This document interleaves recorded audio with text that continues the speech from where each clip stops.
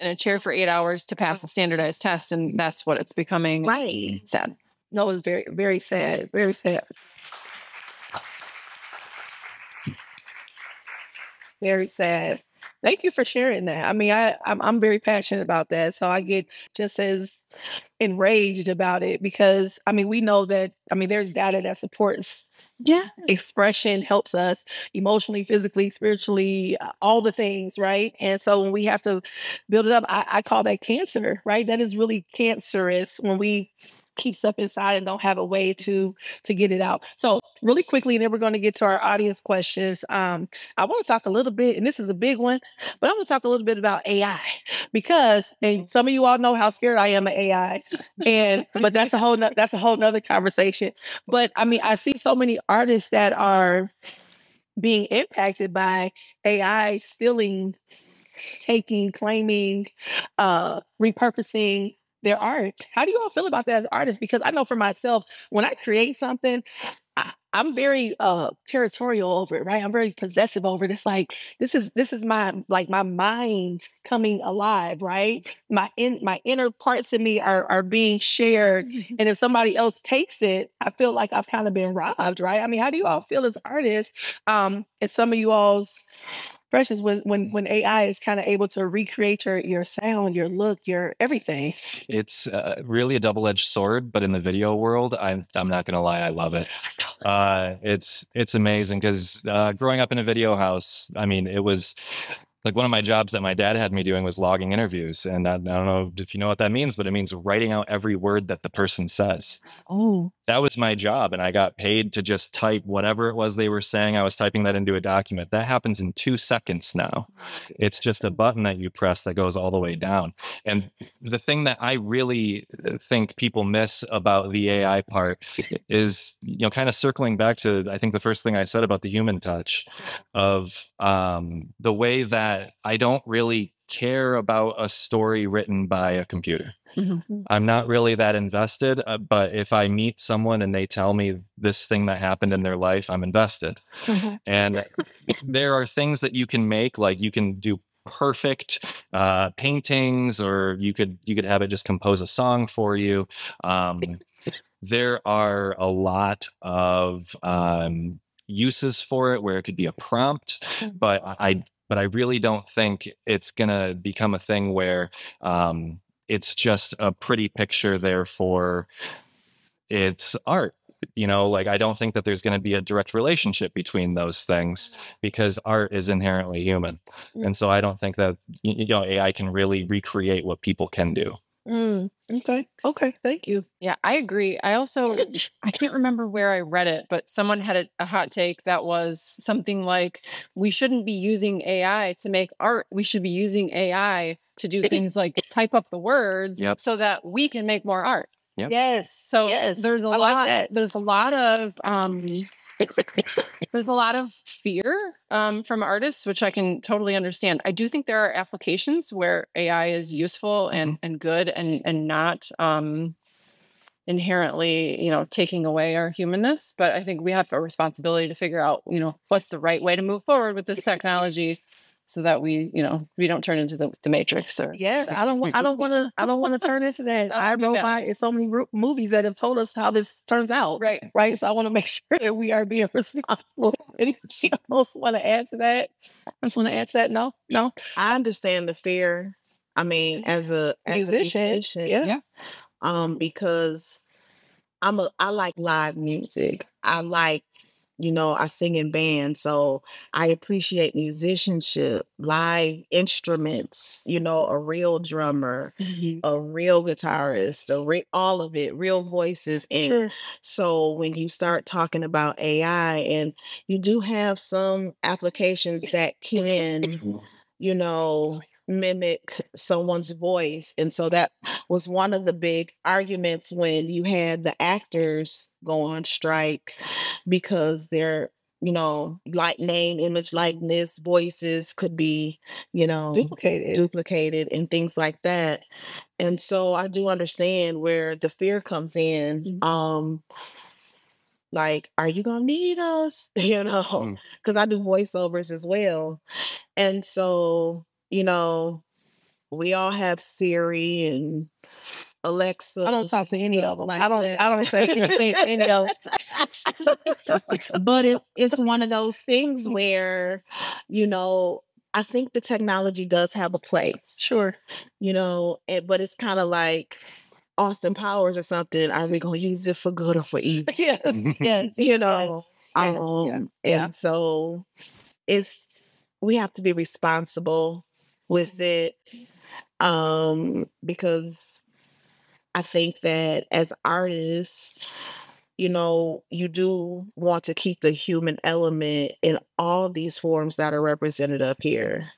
Because I'm a big sports fan and I don't want to see a robot dunking the ball. No, we don't want that. I don't want to see that. I want to see, that's the whole point of it, right? We watch sports because it's amazing to see humans do stuff that we can't do.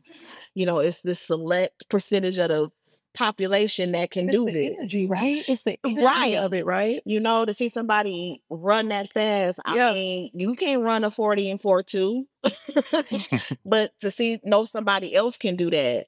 So we want to make sure that we keep that human element in those things. Yes.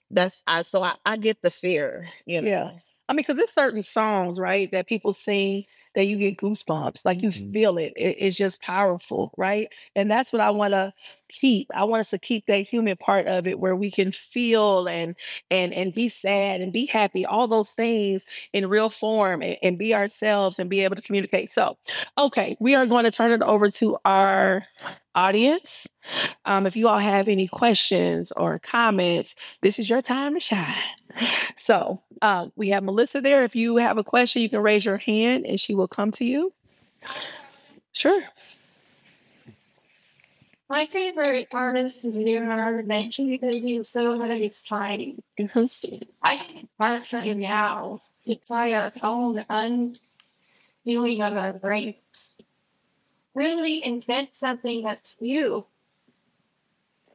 Write something new. Everybody's copying everybody. And in art school, you don't do that. That's not allowed. You do you, and you prove it to everybody that looks at it. And that's because of the audacity of it. Yeah. And I want you to be proud of art that you do as well. I want you to be in galleries. I want you to be at art shows. I want you to try. And I want you to tutor kids that want to do that too. Give your brain, sharing it with the world. That's just all I want. No, I appreciate that. Yeah. Yeah. I think that goes back to sharing it authentic. Well, yep, the authenticity and then also that courage, right, to be yourself. Because people don't always understand our art, and it's okay. There are people that's going to say that's not good, or you shouldn't do that, or you should stop, and you have to just keep going. So, thank you. I would love to see like that's I've noticed it especially in my children where they'll be like, oh, we're an orchestra and the band's terrible. And I'm like, I would really like to see people just like saying, I'm into this and you're into that. And that's cool. And I'm not into that, but that's cool. And I would really like to see more of that. Yes. Yes. I'm working on my own kids. Yeah. No, your kids are responsibility. Yes, or we can just appreciate each other for our differences and our uniqueness, right? I mean, it's just... You have to feel better than them. Yes. Right. Yes. Yes. Don't y'all think that, remember when you were little and you learned how to color and they always pointed at that kid for coloring outside the line? I was that person. That was me. And so you had to work so hard, you know, because they always gave the gold star and the good. I wanted the sticker that smelled good. Yeah, it smelled like y'all remember those? And great scratch them and they and I had to work so hard. Let me tell y'all, to get that sticker that smelled good, so to color inside the lines, and it's like now you don't have to color in the lines. You know, when you are an artist, you don't have to color inside the lines. I think why they do that though, because they're working on their motor skills. So if there's a way we can come up with that's like, okay, you can do outside the lines, you can do inside the lines, you can do over the line, but as long as it's intentional. As long as you know how to work with the preschool and kindergarten programs on like making it intentional. Like once we know they can do it, then it's like, okay, good, you can do it now. Right. Yes. And not get in trouble for it. It popped. Now, I went to school when you get popped, so that was a whole nother conversation. But anybody else out there? This is a comment for those who have children who write on the walls. Oh, that's my mom.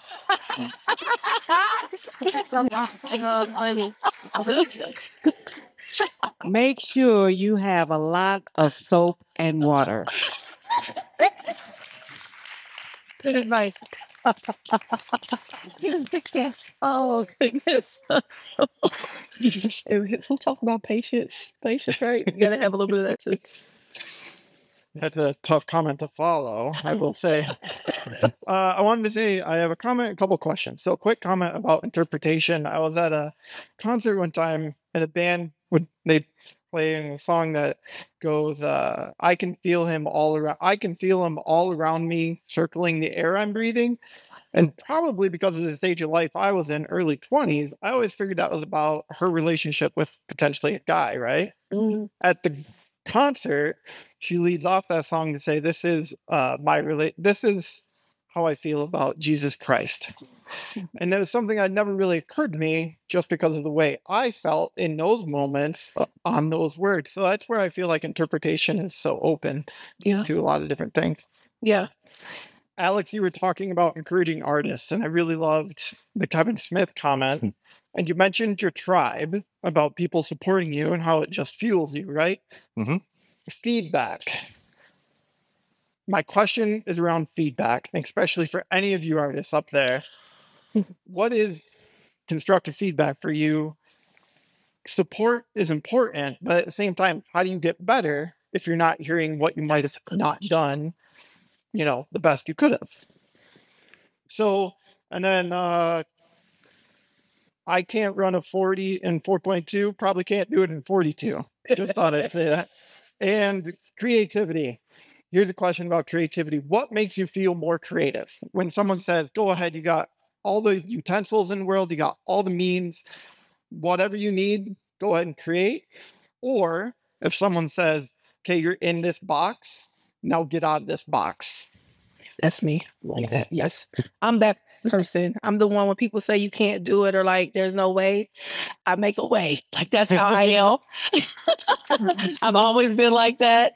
But I like your question. I think that's Adam back there. I like your question about feedback because I have solicited the work or help of a lot of artists. And I never know how to respond if I feel like, well, maybe you could have done this way, or you didn't quite maybe hear what I wanted, right? Envision. And sometimes artists can get a little, it's like, oh, never mind. Oh, it's perfect. Never mind. I just won't ever talk to you again. but how do you want the feedback? I guess that is a good question because I'm always kind of like unsure of that myself when dealing with artists who do it as their job, right? Where it becomes like their everyday life and they take it very personal. I mean, I think we all take our artistry personal. So yeah, I think that's a good question. Thanks, Adam. Anybody want to add to that? I think the most important part of that is the honesty of it, where it's coming from, and where I think the worst feedback that I can get is, I like it. I'll go crazy if someone just, I'm like, I don't believe you now. I really don't believe you now. But there's this whole process of unlearning that I feel like I'm doing, because it was very much like, this is how you do it. This is good music and bad music. This is how things are. Very binary of like, yes, no, good, bad. And it wasn't until my late 20s that I actually started to dissolve that a little bit and say like, well, okay, everything is, a million different shades. And I really think that the kind of advice that I've gotten from friends that have been really honest, the kind of advice or the kind of feedback that I've gotten that's been really harsh and really negative, all have contributed in one way or another. There's really no such thing as bad feedback unless they just don't care about the thing that they just we're asked for input on. Yeah. And I think that that's really like where the group of friends that you have, knowing that they can be completely honest with you without hurting your feelings, but also knowing that there is not a good and bad, and that there is, that's just not my thing. Because if I wrote a country song and played it to someone who loves techno, what do you think they're going to say? You know, like, are you even reaching the right audience at that point? So I think there's a lot of really important things to take away in feedback, but it's really easy to get caught up in the ego of it, of, well, this is mine. This is what I made. And if you don't like this, you're saying you don't like me. That's And what, yes. You can't, That's what, yes. you can't be too much, you can't identify too much as your art, because then you'll start taking it very literally. Yes. I It's like I love you. family of Yeah. dream killers. Drink. Yeah. Yeah, it's funny to me because all of my family, everybody sings, everybody plays an instrument. And Erin knows my family. It's 10,000 of us. So we the choir, we the band, everything. The ushers out, everything. Yeah. So if you're not in the choir and you remember our family, there is a reason. Your dream was killed. It was a homicide. You are not in the choir for a reason. You cannot sing. And you were told from a very early age, get on the usher board. So that feedback is told to you very early. So yeah, that constructive criticism that I grew up with very early. We knew what our gifts were early. And so they were honed from an early stage, from early on, with the Dream Killers. It's like, oh, don't you like soccer? That's kind of how it came over. Oh, what about poetry, honey? That kind of thing. Because they were like, you're not coming up here with us.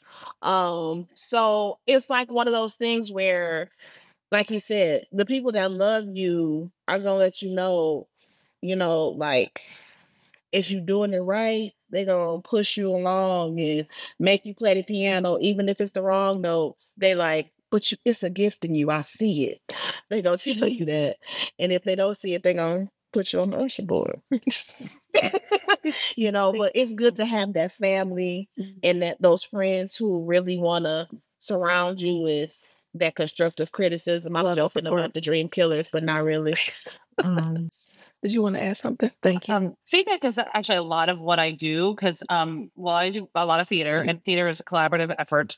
And I've been an acting and audition coach and a theater critic, and I've been a director. And so a lot of my job is to find those issues and kind of help them and fix them. And I think something I've learned over the years, because I do the same thing and I really try to, especially when I work with kids, establish right from the beginning, you're going to be getting notes. You're going to be getting notes all of the time. We get notes at the end of every rehearsal. And I think I'm lucky in that way because theater is that way. We get notes all the time. But we still work with people who, I still work with people who just want good job and that's it.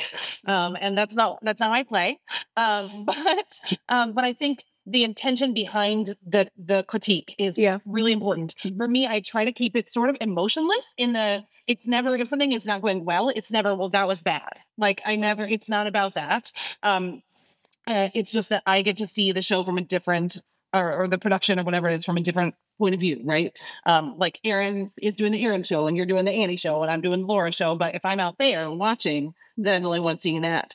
But what I try to always do is make sure that I'm giving things that, number one, can be changed, right? Right, something like, well, you were just really wrong for that role. Right. Sure. I mean, I've been told that before. You were just really wrong for that role. Right, thanks. Well, couldn't really have gotten older in the, since I got cast, but because I got cast with a lot of old people when I was younger. So. But I try to also make sure that we're coming at it from the point of view that that we're a team, and that it's a collaborative effort in that we're all working together and we all want the same thing. We want the show to be the best show it can be, to tell the story the clearest way it can, making sure it's, tight to the audience, that they understand everything that's happening, and that we're all kind of in that team. And I personally get like super excited about things. I'm like, when you did that, it was so good, but what if you just did this instead? And I get really excited up on my feet and talking real fast like I am now.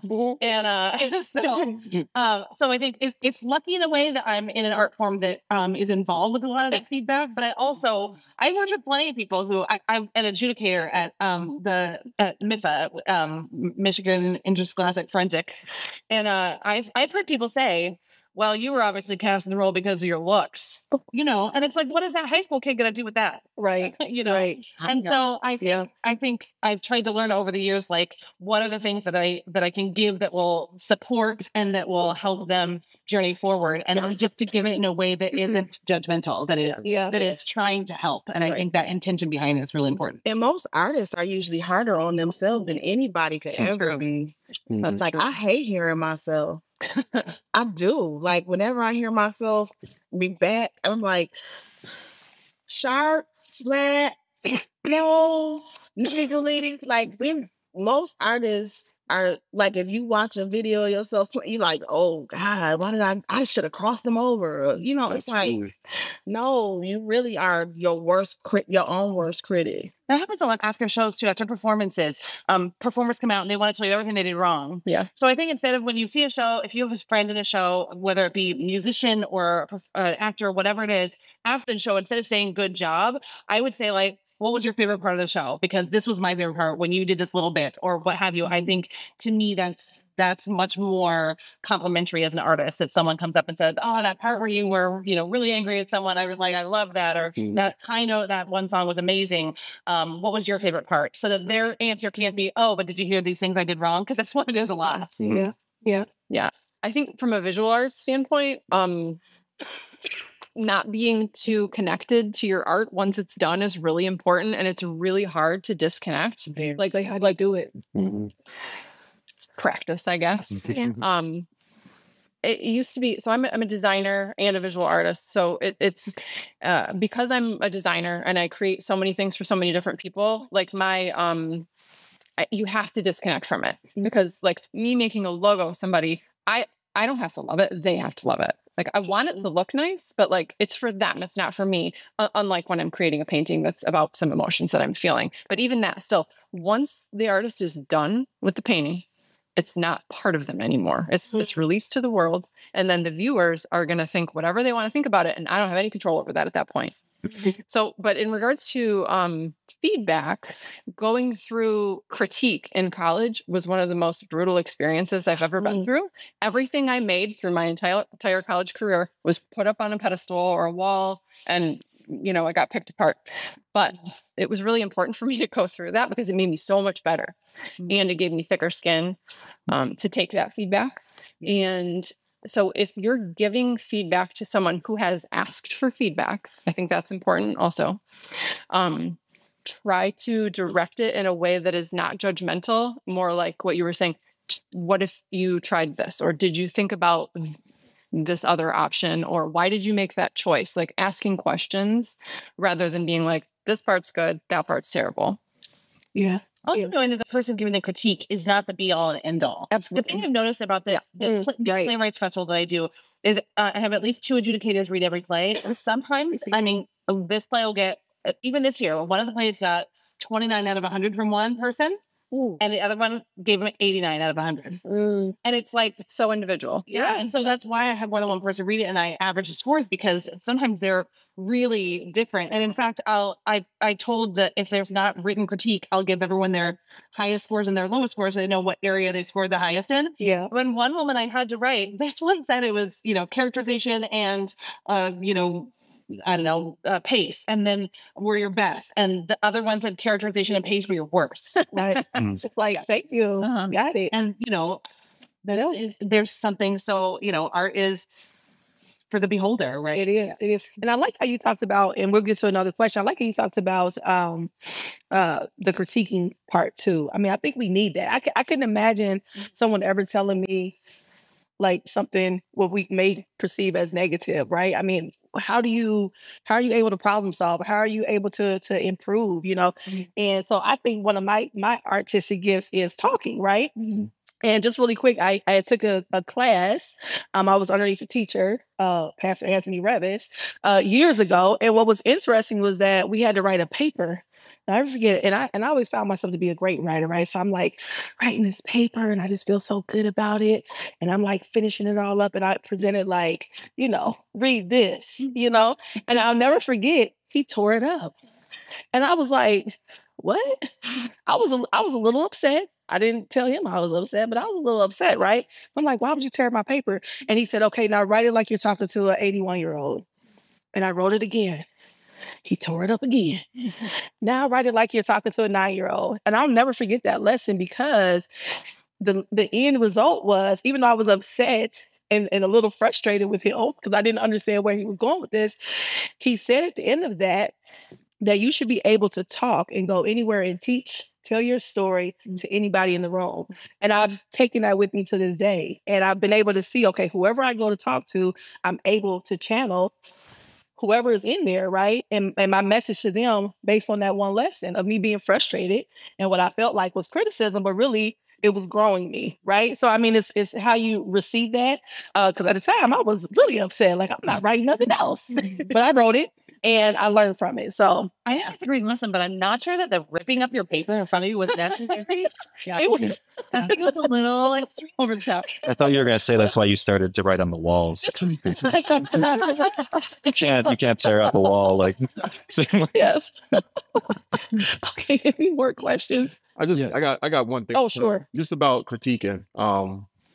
If you in a basketball or if you just in a coaching world, like I got critiques from like people who've never touched a basketball before, right? So like you get these people, you know, like I get these parents who will come up to me and say, "Hey, you should have done this, you should have done that," you know, and I'm not disrespectful or anything, so I just look at them, you know, and I go, you know, so how long have you played basketball? You know, I try to be respectful, you know, and they go, well, I never really played basketball. I just, you know, I worked in hospitals my whole life or something like that. And I'm like, and I'm thinking like, you know, I don't try to tell a brain surgeon how to do his job. Like how you know what I mean? Like, so the critiquing thing is like, it's different. What I try to do for my coaching staff, when I first got hired, I had a guy tell me like, you're going to have different people coming from every angle trying to be your friend and trying to be next to you.